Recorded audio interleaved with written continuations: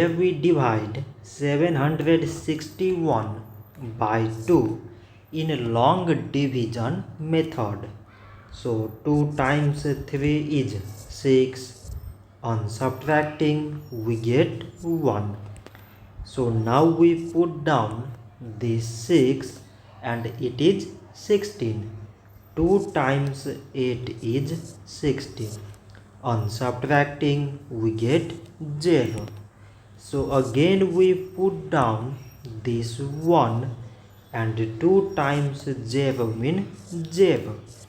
On subtracting we get 1. So now this 1 is less than 2 and there is no other number to put it down. So we take here decimal so that we put 0.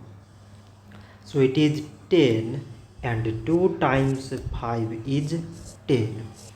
On subtracting we get 0. So 761 divided by 2 is 380 decimal 5. So this much for today and thanks for watching.